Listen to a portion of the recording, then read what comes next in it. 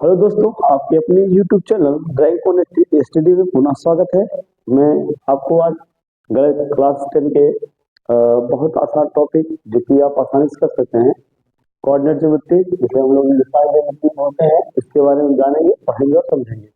साथ साथ इस टॉपिक को आप बहुत ही आसानी से कर सकते हैं और वेटेज की दृष्टि से यहाँ पे आपको 4 या 5 नंबर मिल सकते हैं, इससे ज़्यादा नहीं आएगा। हालांकि बहुत ही आसानी से इसको समझा जा सकता है बिना मेहनत के, और बोर्ड के पेपर में आप इसको कर सकते हैं। आइए देखते हैं और इसकी बेसिक कंसेप्ट को समझते हैं कि कोऑर्डिनेट ज्योमेट्री वर्क कैसे करता है। देखिए, कोऑर्डिनेट ज्योमेट्री यह आपका एक्स होता है, अक्ष बोलते हैं एक्सिस, एक्स एक्सिस, और इसको बोलते हैं वाई एक्सिस, हिंदी में बोलते हैं अक्ष। ठीक है, अब हम लोग जानते हैं कि एक्स और वाई एक्सिस पे जो हम लोग दाएं तरफ जाते हैं तो मेरी पॉजिटिव वैल्यू होती है, जबकि बाएं तरफ आते हैं तो मेरी नेगेटिव वैल्यू होती है। वही वाई एक्सिस पे हम लोग ऊपर की तरफ बढ़ते हैं तो यहाँ पे पॉजिटिव वैल्यू होती है, जबकि नीचे की तरफ आते हैं नेगेटिव वैल्यू होती है।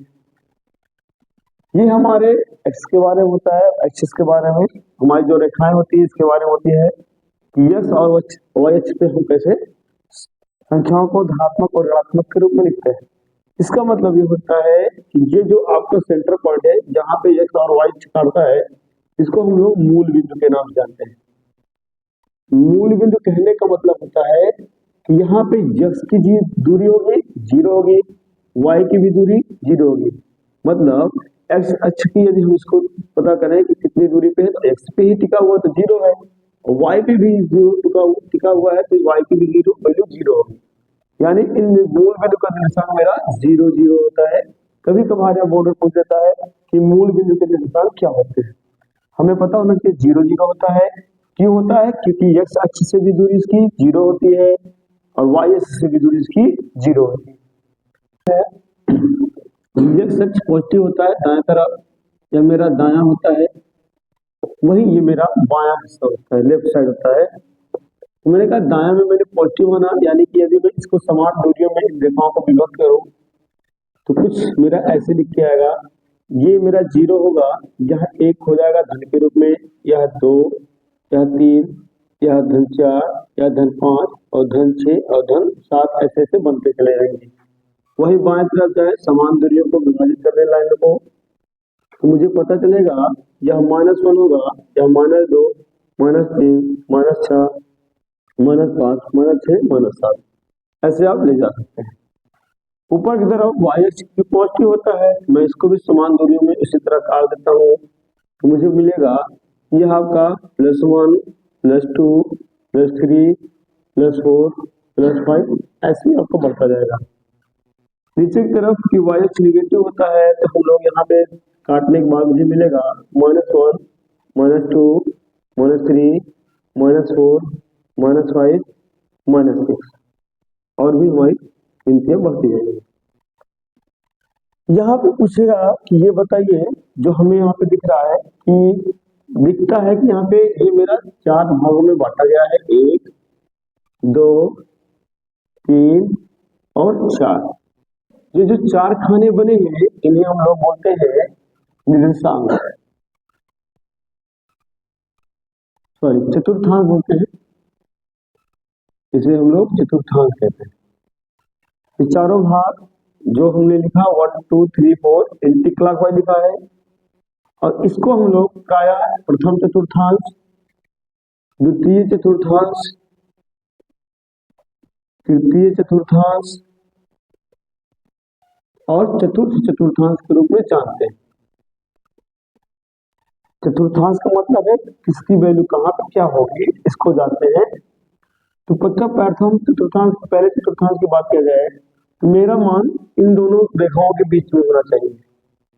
सर कहने का मतलब, यदि मैं देखूं कि x अक्ष का मान क्या है, मैं कहूंगा x का मान कैसा है, तो आप कहेंगे सर धनात्मक है इस लाइन पे। वही ऊपर वाली लाइन पे y का मान कितना है, धनात्मक है, तो मैं कहा y भी धनात्मक होगा इस वाली लाइन पे और इस वाली लाइन पे। मतलब इन दोनों लाइन को जो छूती हुई रेखाएं जाए, या हम जहां तक देखिए इनके बीच की जो गैप है, x भी मेरा धनात्मक है, y भी धनात्मक है। ठीक है, यहाँ पे जो पहला वाला बिंदु है x बताता है तो दूसरा वाला y बताता है। तो x मेरा धनात्मक होगा तो y भी मेरा धनात्मक होगा। वही हम दूसरे क्वाड्रेंट में आते हैं, दूसरे के चतुर्थांश में आएंगे। दूसरे चतुर्थांश में ये पाएंगे कि मेरा x का मान, क्योंकि मैंने कहा पहला वैल्यू मेरा x का होता है, दूसरा y का होता है, तो x का मान मेरा यहाँ पे ऋणात्मक है और y का मान इस बीच में मेरा धनात्मक है। तो हम कह देंगे द्वितीय चतुर्थांश का जो चिन्ह होता है ऋण और धन होता है। फिर हम आते हैं तीसरे के चतुर्थांश में, तीसरे में तो हमें पाते हैं कि x y का मान होता है, पहला x होना चाहिए दूसरा y। तो सर x का मान आप देखेंगे ऋणात्मक होगा, वही y का मान मेरा ये भी ऋणात्मक होगा। नीचे की तरफ ऋणात्मक है और यहाँ भी ऋण है, यहाँ भी ऋण है, तो हम कह देंगे x चूंकि मेरा नेगेटिव है मेरा y भी नेगेटिव है, यानी तृतीय चतुर्थांश का मान मेरा ऋण होगा। आइए अगर चतुर्थांश को ध्यान से देखें तो पता चलेगा कि x और y का मान क्या है, इस रूप में चिन्ह में है। x y मेरा पाएंगे कि x आपका कैसा है, तो x आपका धनात्मक है, वही y आपका ऋणात्मक है। थोड़ा गौर से देखा जाए तो पता चलता है कि ये आपके धन धन है तो पीछे वाले ऋण ऋण सेम सेम साइन होता है, धन धन यानी positive positive, negative negative sign होते हैं। वहीं यहाँ पर ये माइनस प्लस है तो इसी का उल्टा प्लस माइनस हो जाता है। प्रश्न आपका बोर्ड में पूछता है, एक नंबर में कुछ ऐसे पूछेगा कि बताइए कि +5 और +2 किस चतुर्थांश में मौजूद है। हमको यहाँ पे बिंदुओं को देखना है, x आपका धनात्मक है y धनात्मक है, तो हम बोल देंगे कि यह बिंदु प्रथम चतुर्थांश में मौजूद होगी। एक ही बात है, एक नंबर का बन जाएगा ऑब्जेक्टिव क्वेश्चन। वही फिर हमसे पूछ ले, अगर मान लीजिए दे दे -4 और -4 और आपका +2 किस कोऑर्डिनेट में होगा, तो यानी कि पहला वैल्यू x का ऋणात्मक होना चाहिए, y धनात्मक होना चाहिए। तो x मेरा कैसे है, यहाँ पे आप देखेंगे ऋणात्मक है, y आपका धनात्मक है, किस कोऑर्डिनेट में, यहाँ पे दूसरे कोऑर्डिनेट में। तो मैं बोल दूंगा यह जो बिंदु होगा दूसरे कोऑर्डिनेट में मौजूद होगा। फिर पूछे यहाँ पे बताइए कोई बिंदु है -3 और कोई बिंदु पे कोऑर्डिनेट -3 -4 है, यानी x का मान ऋणात्मक है, y का मान भी ऋणात्मक है। पूछे कि ये किस कोऑर्डिनेट यानी दशांश में मौजूद है चतुर्थांश में, तो आप बोलेंगे सर ये तृतीय चतुर्थांश में मौजूद होगा, क्योंकि इस बिंदु के कोऑर्डिनेट x और y दोनों मेरे ऋणात्मक हैं। फिर पूछ ले या इसको ऐसे कह दे, बताइए +4 और -2 किस में होंगे, तो ऋण और धन और ऋण किसमें होगा, मैंने कहा सर चतुर्थांश में होगा। आप इसको फोर्थ कोऑर्डिनेट लिख सकते हैं। ये कोऑर्डिनेट से संबंधित पूछ सकता है। और दूसरी पॉइंट ये पूछता है कि जो ये कोऑर्डिनेट वैल्यू आए हैं बिंदु P के XY कोऑर्डिनेट का मान आया है, ये जो होता है यहाँ पे पहला और दूसरा क्रमशः हम इसे भुज व कोटि नाम से जानते हैं। यानी यहाँ पे भुज का मान 5 है और कोटि का मान 2 है। पेपर में पूछ लेगा कि बताइए -4 और -2 में भुज क्या है या कोटि क्या है, तो आपको बताना पड़ेगा कि भुज यहाँ पे ऋण 4 है, कोटि आपका ऋण 2 है। ये होता है भुज और कोटि। पहला वैल्यू भुज बताएगा, दूसरा वैल्यू कोटि बताता है। यहाँ से भी बहुविकल्पी प्रश्न ही आता है, तो आप इसको जाने रहे क्योंकि एक एक नंबर से आप नंबर स्कोर कर जाएंगे। आइए देखते हैं कि इन संख्याओं को रिप्रेजेंट कैसे करते हैं, थोड़ा सा देखा जाएगा। मैंने कहा सपोज कर लीजिए कि यह 4 वैल्यू है, मैंने कहा 4 तो है ही 4 प्लस का 4 है और ये आपका 3 है, तो मैं इसको y का मान 3 यहाँ पे लेके आऊं और 4 के ऊपर इसको बढ़ाता जाऊं। ये जो रेखाएं बिंदु दूसरे को काटेंगी, रेखाएं दूसरे को जिस बिंदु को काटेंगी इस बिंदु का वैल्यू मान P होगा, पॉइंट P कह लेंगे। और P में जो आपका मान होगा x y का, मुझे पता चला x मैंने क्या लिया है, x अक्ष पे 4 लिया है, तो +4 हो जाएगा। वही y आपका कितना है, +3 है, +3 हो जाएगा। थोड़ा सा ध्यान से देखेंगे कि y धनात्मक है तो मेरा x भी धनात्मक है, यानी जिस तरह मैंने कहा +4 +3 किस कोऑर्डिनेट में होगा, तो मुझे पता चल रहा है कि यह फर्स्ट कोऑर्डिनेट में मौजूद होगा क्योंकि दोनों धनात्मक है। फिर मैंने कहा आप इस तरफ देखें तो मुझे पता चल रहा होगा सेकंड कोऑर्डिनेट की वैल्यू। तो मैंने कहा मुझे यहाँ पे देखना है ये -4 है एक्स का मान, मैं ऊपर ले जाता हूँ लाइन और वहीं पे मैं इसको, ये मेरा माइनस हो जाएगा एक्स का मान, सॉरी -4 हो जाएगा। फिर मैंने कहा अगर मैं इसी लाइन को बढ़ाता जाऊं इसको मिलाऊं तो 3 से मिल जाएगा, और 3 है किस रूप में, आप कहेंगे y के रूप में है और y कोऑर्डिनेट के रूप में है और मान कितना है सर, +3 है। तो मैंने यही पाया कि पहला वैल्यू मेरा ऋण के रूप में होगा जबकि दूसरा वैल्यू धन के रूप में होगा, यानी द्वितीय चतुर्थांश में जो मेरा मान होगा एक x का मान ऋणात्मक होगा तो वही y का मान धनात्मक होगा। सेम टू सेम ऐसे ही हम लोग करें तो तृतीय चतुर्थांश में पाएंगे कि मेरा x का मान, मैंने कहा मान लीजिए 5 ले लिए और y का मान हम लोग लेके जाते हैं मिलाते हैं इससे 4 से, तो पाएंगे ये बिंदु जो होगा x में यहाँ मान मेरा -5 होगा, y का मान मेरा -4 है क्योंकि मेरा नीचे वाली लाइन से टच होके आया है यह बिंदु, तो कहीं ना कहीं ऋणात्मक के रूप में 4 होगा। तो पाएंगे यह वैल्यू जिसमें दोनों ऋण है, x और y ऋण है, तो ये क्या होगा, दोनों ऋणात्मक है तो हम कह देंगे कि ये कहीं ना कहीं बिंदु -4 -5 तृतीय चतुर्थांश में मौजूद होगा। बात समझ में आ गई। हमने कहा अब आप देखें चतुर्थांश चौथे की क्या बात है, मेरी पहली वैल्यू x का धनात्मक होना चाहिए, y का ऋणात्मक होना चाहिए, क्या बात सही है। देखते हैं तो हम पाते हैं कि x का मान सर हमारा कुछ यहाँ पे धनात्मक है क्योंकि हम लोग जहां से नीचे लेके आए तो मुझे +5 मिलेगा और इसको मैं मिलाऊं कहीं लाइन ले जाके इस लाइन से 3 से, मुझे जो पॉइंट मिलेगा ये मुझे मिलेगा +5 और y में कैसे नीचे आया है, तो मैंने कहा सर ऋण 3 के रूप में आया है। तो पाएंगे कि x का मान धनात्मक होगा, सही बात है, y का मान ऋणात्मक होगा तो भी सही बात है, यानी बिंदु, यह बिंदु के कोऑर्डिनेट +5 -3 किस चतुर्थांश में होंगे, तो आप सर कहेंगे कि ये चतुर्थांश में होंगे, धनात्मक और ऋणात्मक के रूप में। अब आप देखेंगे यह बेसिक्स का कंसेप्ट है जो कि ये बता देता है कि किसी भी कोऑर्डिनेट में x या y का मान क्या होगा किसी पर्टिकुलर बिंदु पे। अब आप देखें तो आप ये पाएंगे, इसके अलावा पूछता है भुज कोट के अलावा, पहला तो आप भुज कोट ही में ले लिया जाता है, नहीं तो आपको पूछ लेता है कि किस चतुर्थांश में कौन सा बिंदु मौजूद होगा। इसके अलावा बोर्ड में अगला कंसेप्ट ये आता है कि हमको बताना होता है कि बताइए दो बिंदुओं के बीच की दूरी क्या होगी।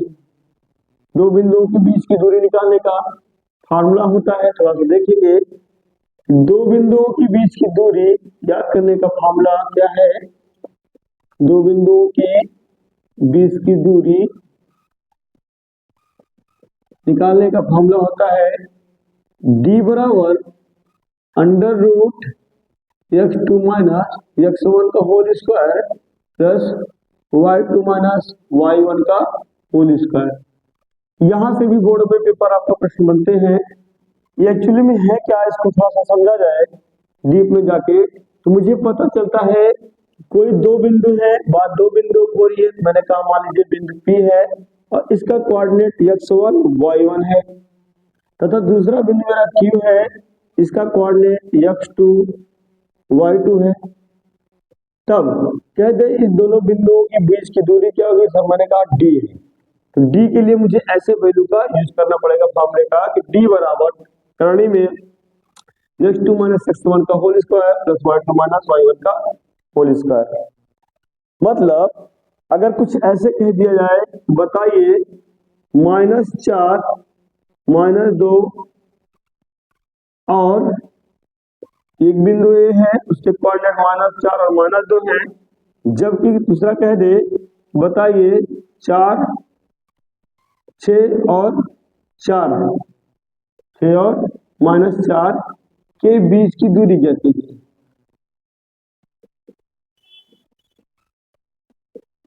इसका मतलब जो मेरा बिंदु है यहाँ पे मेरा मान x1 ये है, दूसरा xy1 है, यहाँ मेरा x2 है, तो ये मेरा y2 है। इसी को हमको रख के दूरी निकालनी होती है। देखेंगे इसमें मुझे अगर दूरी निकालनी होगा तो d बराबर करणी लिखते हैं, कहता है x2 - x1 होना चाहिए, तो x2 आपका 6 है माइनस कह रहा है आपका ये आपका -4 है y का मान, y1 का, तो -4 लगा दीजिए, प्लस लगाइएगा, अच्छा इसका होल स्क्वायर है तो होल स्क्वायर कर दीजिए, plus y2 minus y1, y2 आपका मान -4 है जबकि y1 -2 है, तो माइनस पहले से होगा तो माइनस माइनस प्लस 2 का होल स्क्वायर हो जाएगा। हल करें तो पाएंगे कि 6 और ये माइनस माइनस प्लस हो जाएगा, तो 6 आपका 6 4 10 हो जाएगा, 10 का स्क्वायर प्लस -6 -2 हो जाएगा, -2 का होल स्क्वायर। हल करेंगे 10 दाम 100 हो जाएगा, प्लस माइनस माइनस नहीं करेंगे, ध्यान रखेंगे क्योंकि माइनस का प्लस माइनस यहाँ करने का कोई औचित्य नहीं है, क्योंकि जब आप उसको हल करने जाएंगे तो -2 का स्क्वायर आपका -2 गुणे -2 हो जाएगा, माइनस माइनस करके 2 दूना 4 बन जाएगा, हम इसको 4 लिख लेंगे, तो पाएंगे कि जो दूरी निकल के आएगी d 100 और 4 बराबर 100 करने में 4 हो जाएगी। ध्यान रखें कि हमको दूरी निकालने के लिए इसमें कोई मात्र यूनिट लगाना होता है, क्योंकि मुझे यूनिट पता रहता नहीं, हम यहाँ पे इसको 4 इसकी यूनिट लिख देते हैं, मात्रा या हम लोग यूनिट लिख देते हैं, यूनिट जैसा भी होगा दूरी इसी रूप में लिखा जाएगा। ऐसे ही और बेहतरीन सवाल देखते हैं, आगे देखते हैं, समझ आ रहा है? कल अंग्रेजी पढ़ाया रहा है, चलिए देखते हैं ना, कोई ऑथेंटिक जाओ जाओ कोई एडिट करना होगा।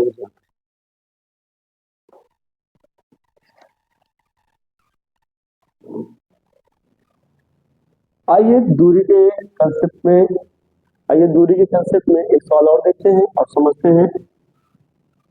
सपोज कर लीजिए आपके पास दो बिंदु दिए हुए हैं, बिंदु का मान कह रहा है एक बिंदु P है, उसके कोऑर्डिनेट यानी निर्देशांक के मान है 2 और 3, जो कि दूसरा बिंदु Q है जिसका मान है 4 और 1। कह दे इन दोनों बिंदुओं के बीच की दूरी ज्ञात कीजिए। मान लीजिए दूरी d होगा, ऐसे में हम पाएंगे कि यहाँ पे मुझे क्या मौजूद है, यहाँ मुझे मिलेगा कि x1 क्या है, x1 आपका 2 है, y1 क्या है, तो y1 आप पाएंगे 3 है, आप इसको लिख लें, आसानी रहेगी करने में पेपर। जबकि पाएंगे दूसरे बिंदु Q पे x2 और y2 का मान, तो x2 बराबर आपका 4 है, y2 बराबर 1 है। यहाँ पे लिखने से फायदा यह होगा कि आप गलत नहीं करेंगे। अब आइए हमारे फार्मूले में, तो दूरी d बराबर अंडर रूट, मेरा x2 कहता है तो x2 का मान हम लोग 4 रख देंगे, माइनस x1 आपका 2 है तो 2 लिख देंगे, होल स्क्वायर लगा देंगे, प्लस कह रहा y2 का मान सर 1 है, 1 लिख देंगे, माइनस y1 आपका देखेंगे 3 है, हम लोग 3 लिख देंगे, स्क्वायर है तो स्क्वायर कर देंगे। अब आप देखिए बेटा d बराबर यहाँ क्या हो जाएगा, करनी लगा देते हैं, 4 में से 2 गया 2 बचेगा, स्क्वायर है तो स्क्वायर कर दे, प्लस 1 में से 3 जाएगा, हमेशा ध्यान दीजिए जब बड़ी संख्या 1 है -3 है घटाएंगे तो घट जाएगा, 3 में से 1 गया 2, लेकिन चूंकि बड़ी संख्या मेरे पास 3 है, इसके पहले ऋण है तो ऋण 2 हो जाएगा। हमने कहा ऋण 2 का होल स्क्वायर लिख देंगे। अभी इससे पहले बताया थे कि प्लस माइनस माइनस नहीं करना है, क्योंकि होल स्क्वायर करने पे माइनस माइनस करके गुणा हो जाएगा, तो d बराबर मिल जाएगा 2 का स्क्वायर, 2 गुणे 2 2 गुना 4 हो जाएगा, प्लस -2 का गुणा करेंगे, 2 का स्क्वायर -2 मैंने बोला क्या हो जाएगा, -2 गुणे -2, ये माइनस माइनस करके आप 4 बना देगा, ये आपका 4 हो जाएगा। जोड़ेंगे तो हमें मिल जाएगा 4 4 8, ये हो गया आपका एक फार्मूला। या आप देखना चाहें तो आप इसको लिख सकते हैं, इससे हम लिख सकते हैं 4 गुणे 2 4 दूनी 8, या आप इसको और हल करें तो मैंने कहा 4 आपका पूर्ण वर्ग है, 2 का वर्गमूल के रूप में बाहर निकलेगा, बचा हुआ आपका करने में 2 रह जाएगा। ये हो गई दी हुई बिंदुओं P और Q के बीच की दूरी। इसके आगे मैंने कहा आपको यूनिट लगाना है, यूनिट हिंदी में लिख दे, इंग्लिश में लिख दे, या हिंदी में आप मात्रा लिख दें, इस तरह आपको लिख करके सवाल को बना लेना है, ये इसका आंसर हो जाएगा। आइए एक सवाल और देखते हैं, यह बोर्ड में आपका आता है, यह बहुत ही बेहतरीन सवाल है, बहुत ही आसान है, थोड़ा सा सहयोग के साथ करेंगे बन जाएगा। कहता है मान लीजिए दो बिंदु, कहता है आपका P का कोऑर्डिनेट मेरे पास A है और बी है तथा क्यू का कोऑर्डिनेट का मान, बिंदुओं का निर्देशांक का मान माइनस ए दिया है और माइनस बी दिया है। ए का पी का मान, पहला बिंदु का मान ए है, दूसरे बिंदु का मान ए है। अब हमको क्या कर लेना है, यहाँ पे मैंने कहा सावधानी के लिए आप क्या कर सकते हैं कि x1 क्या है, y1 क्या है, x2 क्या है, y2 क्या है, इसको लिख लेते हैं। हमने कहा मुझे मिलेगा x1 y1 x2 y2, लिख लीजिए। x1 का मान a है, y1 का मान b है, x2 का मान माइनस a है, y2 का मान माइनस b है। सॉरी, लिखने के बाद मुझे ये होता है कि रखने में गलती नहीं होगी। कह रहा है इन दोनों बिंदुओं के बीच की दूरी मुझे निकालना हो तो दूरी d बराबर अंडर रूट फार्मूला रखेंगे। कहता है x2 माइनस x1 का whole square plus y2 minus y1 का होल स्क्वायर। कर लिया जाए। x1 कितना है मेरा, सॉरी x2 कितना है, तो पाएंगे माइनस a है, माइनस y1 कितना है, a है का होल स्क्वायर प्लस लगाइए। कहता है y2 माइनस y1, y2 कितना है आपका माइनस b है, माइनस y1 कितना है b है, तो b लगाइए, होल स्क्वायर कर दीजिए। d बराबर क्या हो जाएगा sir, minus a minus 2a हो जाएगा, होल स्क्वायर लगाइए, होल स्क्वायर है तो साथ साथ में प्लस लगाइए, माइनस b, यहाँ पे एक b है, यहाँ पे एक a है, एक a 2a माइनस माइनस हो जाएगा लेकिन जुड़ के माइनस के रूप में आ जाएगा। वही यहाँ भी हुआ 1b minus 1b minus 2b हो जाएगा, होल स्क्वायर है तो होल स्क्वायर कर लेंगे। फिर मैंने कहा d बराबर, बेटा हल करेंगे तो मैंने कहा स्क्वायर के रूप में आएगा। मैंने कहा माइनस 2a का होल स्क्वायर, इसको करेंगे कैसे, हमने कहा माइनस 2a गुणे माइनस 2a, सेम गुणा है, गुणे में माइनस चिन्ह घट कर जाएगा, दो संख्याओं का साथ में है तो दोनों माइनस माइनस कट गए, 2 कितना हो गया, 2 दूना 4 हो जाएगा, a गुणे a स्क्वायर हो जाएगा।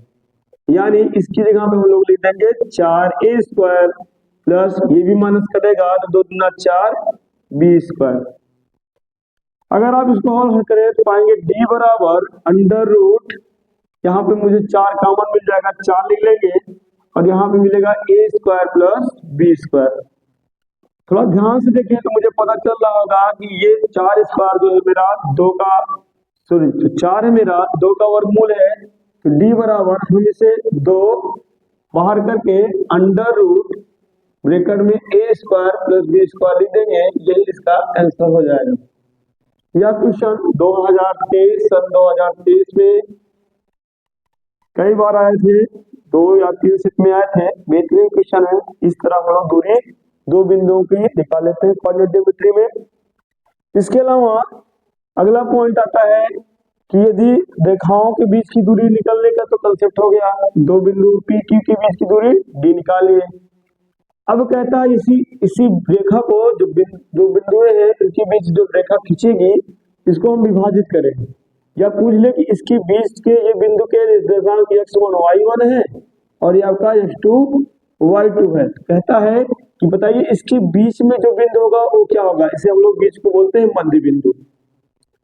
तो मध्य बिंदु का निर्देशांक निकालने का फॉर्मूला क्या होता है इसको देखते हैं।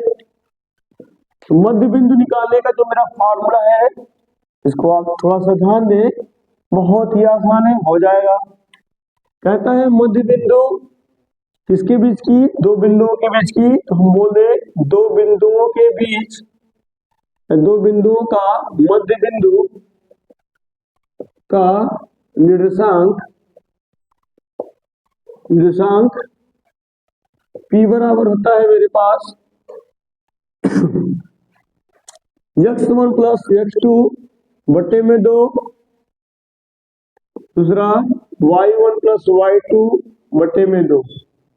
सर मतलब यही है, यदि हमने दे रखा है दो बिंदु, मान लीजिए पहला कह रहा है बिंदु मेरे पास ए बिंदु कोई A है, दूसरा बिंदु B है, और इसका कोई कोऑर्डिनेट आपको दे दे 4 और 2 और इसका दे दे आपको 6 और 4, कह दे इसके बीच में जो बिंदु होगा उसका मान बताइए, सेंटर वाले बिंदु P का। तो मैंने कहा इस P, मान लीजिए बीच का जो बिंदु होगा P होगा और इसके कोऑर्डिनेट का मान x और y होगा, तो ऐसे में जो हम इसको एवरेज मान निकालेंगे x हो जाएगा और ये मेरा y हो जाएगा, जो नया मध्य बिंदु निकलेगा उसका। इसका मतलब अगर इसको हल करते हैं तो देखते समझ में आ जाएगा।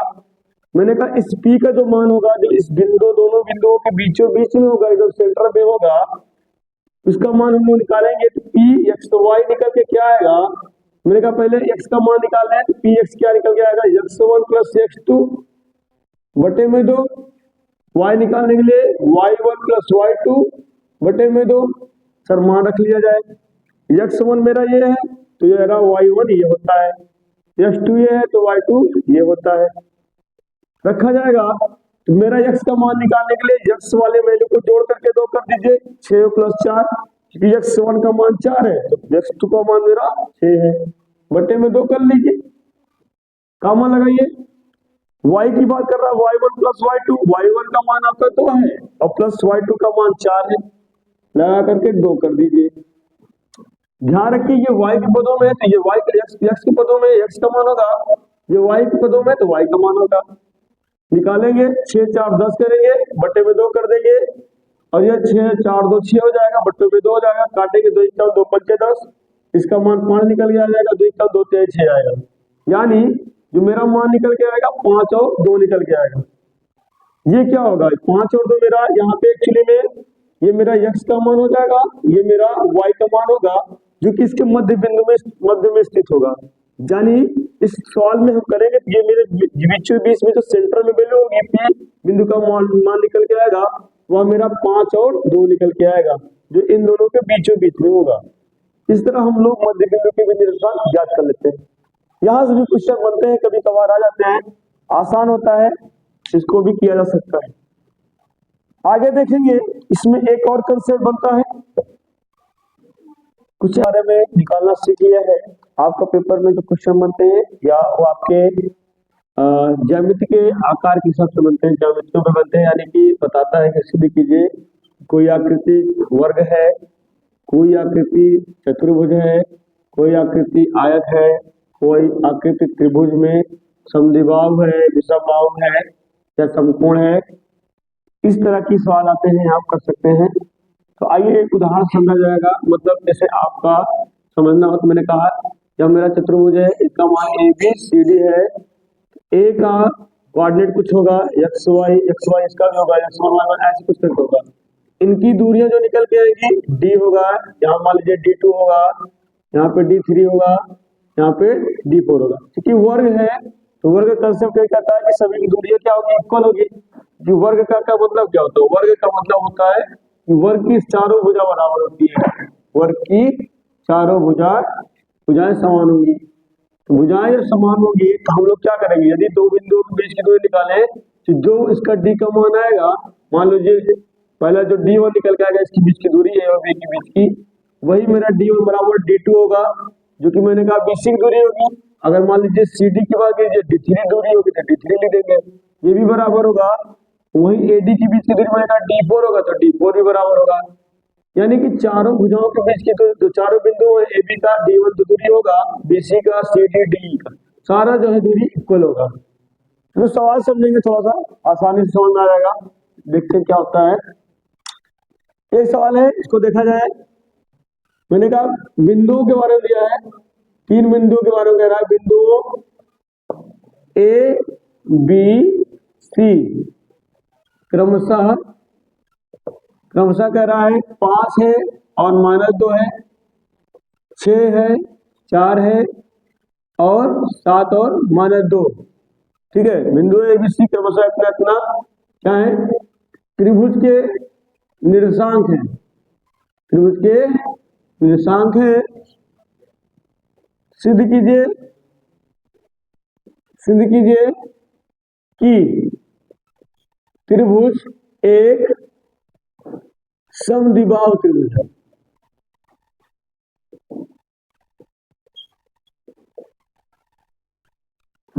मतलब यदि इसका कहने का मतलब है एक त्रिभुज ड्रा किया जाए कुछ ऐसे, और त्रिभुज का मैंने कहा अगर नाम बिंदुओं का नाम दिए A B C है तो वैल्यू लिख लीजिए, 5 कह रहा है और 2 माइनस कह रहा है, B का कह रहा है 6 और 4, और C का कितना कह रहा है, 7 और -2।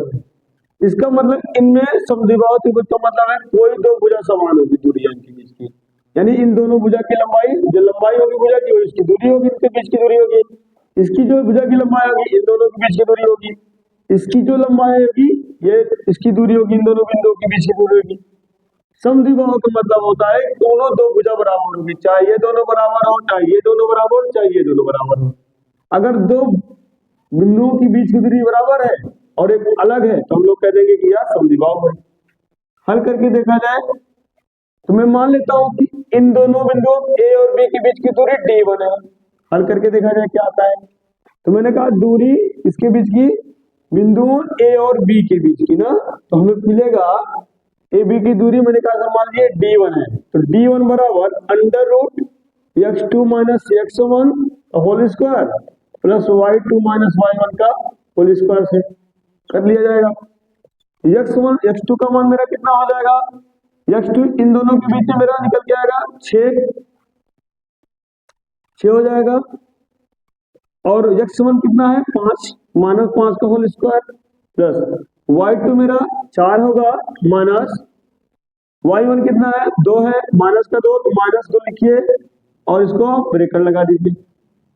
पाएंगे आप 6 में से 5 जाएगा 1 का स्क्वायर प्लस, ध्यान दीजिए ये माइनस माइनस क्या करेगा प्लस कर देगा, तो 4 प्लस 2 हो जाएगा यानी 6 का स्क्वायर निकल के आ जाएगा।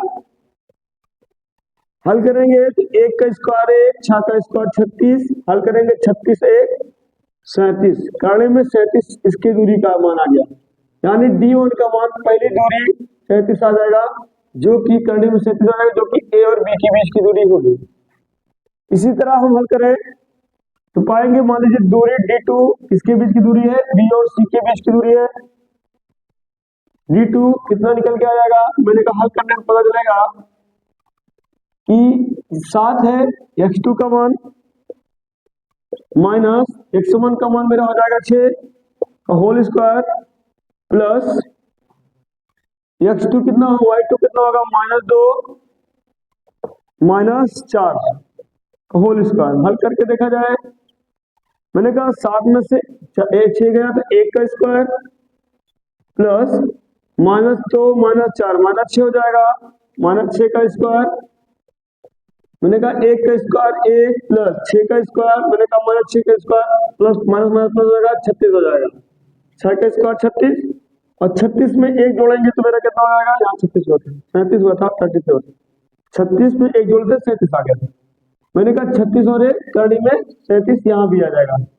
ध्यान से देखेंगे तो आप पाएंगे कम से कम यहाँ पे जो मेरा कर्ण क्षेत्र माना है इसका भी मान 37 ही आएगा। दो बिंदुओं की बीच की दूरी समान हो गई, दो रेखाओं यानी कि दो रेखाओं भुजाओं का मान समान हो गया, तो वैसे भी ये समद्विबाहु त्रिभुज हो जाएगा। ये त्रिभुज की संरचना है। हम ये मान लेते हैं कि पता कर लिया जाए कि क्या ये भी तो ही समान है, यदि समान हो जाएगा तो समबाहु त्रिभुज हो जाएगा। देखा जाए कि यह क्या समबाहु है कि समद्विबाहु है, थोड़ा सा पुष्टि करते हैं, निकालते हैं इसका मान। हमें प्राप्त होगा दूरी d3 जो कि मुझे निकलेगी c और a के बीच, c और a के बीच क्या निकल के आएगा, c और a के बीच निकालेंगे तो 5 माइनस 7 हो जाएगा करनी में, 5 माइनस 7 का होल स्क्वायर प्लस माइनस 2 और माइनस पहले से है तो माइनस माइनस प्लस 2 का होल स्क्वायर। हल करेंगे पाएंगे 5 में से 7 जाएगा माइनस 2 का होल स्क्वायर प्लस ये देखिए माइनस प्लस माइनस कर जाएगा 0 बन जाएगा, इसका मान 2 दूनी 4 करने में 4 आएगा जो कि 2 यूनिट के बराबर हो जाएगा, यानी इसका मान हमारा 2 आ गया और इन दोनों का मान करनी में 37 करनी में 37 आ गया, यानी कि दो भुजाओं की दूरी यदि बराबर हो गई हम कह देंगे यह त्रिभुज कैसी है, समद्विबाहु त्रिभुज है। इसलिए हम कह सकते हैं चूंकि हमें लिखना पड़ेगा चूंकि त्रिभुज ए बी सी में क्या है, ए बी बराबर है बी सी, अब ये दोनों बराबर नहीं है सी ए के, तो यह त्रिभुज एक समद्विबाहु त्रिभुज होगा। इस तरह लिख करके आप आंसर को कंप्लीट कर सकते हैं। अब दूरी से संबंधित यही प्रक्रम चलता रहेगा। और हम लोग जैसे यहाँ पे त्रिभुज को सिद्ध किए हैं, हमने कहा चतुर्भुज निकालना दे सकता है, आयत निकालना दे सकता है, उस सभी की प्रॉपर्टी आप लगा सकते हैं। यदि इसी त्रिभुज को कह दे सिद्ध कीजिए कि त्रिभुज समबाहु है, समबाहु का मतलब सभी भुजाएं बराबर होगा। विषमबाहु है तो कोई भुजा बराबर नहीं होगा, सभी की दूरियां अलग अलग निकल के आएंगी। अगर कह देगा कि सिद्ध कीजिए कि सरेखी है, तो सरेखी का मतलब उनकी दूरियां एक ही रेखा में हो जाएंगी और दूरियां भिन्न भिन्न होगी, ये कंसेप्ट होगा। आगे देखते हैं, इसमें आपका अगला जो टॉपिक है चैप्टर का, कि मान लीजिए कोई बिंदु आपको देते हैं ए और बी, उनके बीच में अंतः विभाजन और बाह्य विभाजन की बातें करता है। इसको समझते हैं कैसे हल करना है। मतलब अंतः विभाजन और बाह्य विभाजन का एक कंसेप्ट है, यहां से भी सवाल आता है, थोड़ा देखा जाएगा कैसे करते हैं। कहता है मान लीजिए यहां पे दो बिंदु है ए और बी, और इसमें कोई एक बिंदु है पी। मैंने कहा यह इसको M1 M2 इस तरह कोई विभाजन करता है उसके अनुपात में, तो इस जो बिंदु P है उसका निशान क्या होगा, x y, उसका मान निकालने का। इसके पहले हम पढ़े थे एकदम मध्य बिंदु निकालने का, वो क्या था, दोनों x1 y1 x2 y1 को दो करके बटे में दो करके एवरेज मान निकालते थे, जो कि इसका मध्य मान होता था। यहाँ हमको निकालने का एक फॉर्मूला होता है, ये जो बिंदु होगा P का कोऑर्डिनेट, उसके लिए एक फॉर्मूला है, कुछ ऐसे है। मान लीजिए x निकालना है, x का मान इस बिंदु के x कोऑर्डिनेट का मान, तो उसके लिए निकल के आता है M1 x2 plus M2 x1 बटे में M1 प्लस M2। ये चूंकि x के केस में तो पहला वाला मान x निकल के आएगा। यदि दूसरा वैल्यू y है, इसका y निर्देशांक है, तो y के लिए लगता है M1 y2 plus M2 y2 M1 x2 M2 y2, ठीक है, divided by M1 plus M2। इस फॉर्मूले को लगा करके x और y को मान निकाल लेते हैं। मतलब कहने का यह है कि कुछ ऐसे करना है, जैसे मान लीजिए करना है M1 M2 plus M2 y1 होगा, थोड़ा सा इसको देख लिया जाए। आइए देखते हैं इसका मतलब सवाल का। कह दे कोई आपका बिंदु है ए और बी है, और इस पे एक बिंदु है, इसको विभाजित करता है। इसका जो रेशियो है कह रहा है ये 2:3 में विभाजन हो रहा है। रेशियो दे देता, कहता है कि M1 ratio M2 equal to 2:3, यानी M1 का मान 2, यानी ये आपका M1 हो जाए, और y2 कितना, M2 कितना कह रहा है, ये 3 हो जाए। रेशियो का मतलब होता है कि उसको किस हिसाब से बांटा गया है, भुजाओं को बांटा गया है, कटने पे बना। फिर कह दे जो A और B है उसके कोऑर्डिनेट आपका 2 दे दे, 3 दे दे, यहाँ पे आपका 4 दे दे, 6 दे दे। तो कह दे बताइए इस P का x और y का मान ज्ञात करो।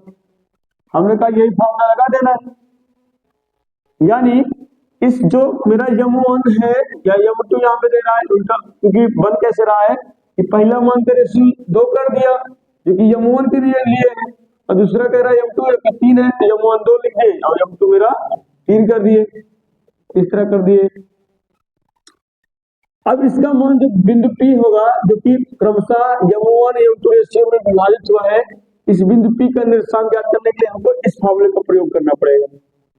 यानी हम क्या करेंगे कि यहां लिखेंगे P x y बराबर M1 कितना मेरा है, 2 है, M1 मेरा 2 है, गुणे x2 कितना है। अच्छा, इसको आप चाहे हल करने के लिए बढ़िया सबसे अच्छा तरीका कि आप लिख लीजिए सर M1 बराबर 2, M2 बराबर 3, सर x1 बराबर मेरा कितना है यहाँ पे 2, और x2 y1 कितना है मेरा, तो y1 पता चल रहा है 3, x2 कितना है सर 4, y2 कितना है 6।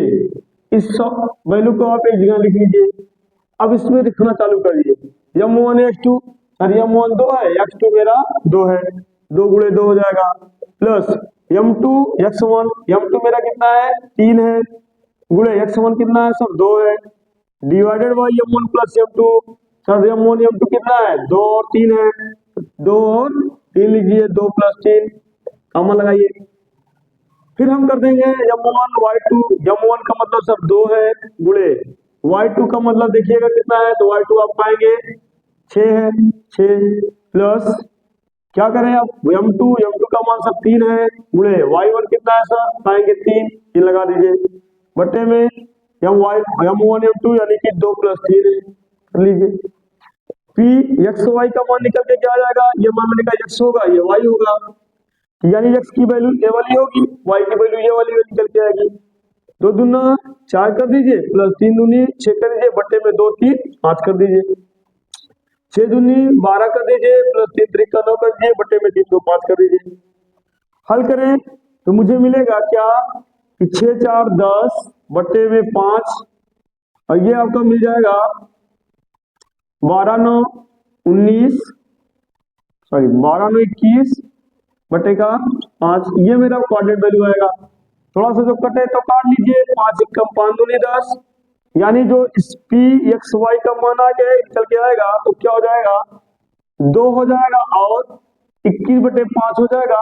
या आप चाहे क्योंकि नहीं काटना चाहते हो तो ना काटे, कोई गलत नहीं होगा, ज्यादा अच्छा लगेगा कि आप 10 बटे 5 छोड़ दीजिए, क्योंकि यह हमारा बटे में ही आया है, ज्यादा अच्छा है कि आप बटे में ही रखिए। ये जो मेरा x का दूरी होगा, x का कोऑर्डिनेट होगा 10 बटे 5 होगा, y का कोऑर्डिनेट का मान मेरा 21 बटे 5 होगा, जो कि x का आंसर होगा। इस तरह हम अंतःविभाजित रेखाओं को हल करते हैं और हम लोग एक मान प्राप्त कर लेते हैं जो कि इसके m1 m2 रेशियो के रूप में मौजूद होता है कोई बिंदु, जैसे p यहाँ पे है, यहाँ पे p x का जो मान निकल के आएगा, क्या निकल के आया मेरा 10 बटे 5, और y का मान निकल के आया 21 बटे 5। जैसे यहाँ पे 2 3 है, वैसे यहाँ पे ये भिन्न के रूप में मौजूद है। इसी तरह हम लोग अंतर कर लिए हैं, बाह्यता करने के लिए हमको क्या करना होता है, सिर्फ और सिर्फ सारा चीज ऐसे करना है, सिर्फ फॉर्मूले में ही हेरफेर करना होता है। यहाँ पे चिन्हों को परिवर्तित किया जाएगा बाह्यता विभाजन के लिए। ये तो अंतर विभाजन का मामला था कि अंतर विभाजित हो रहा था,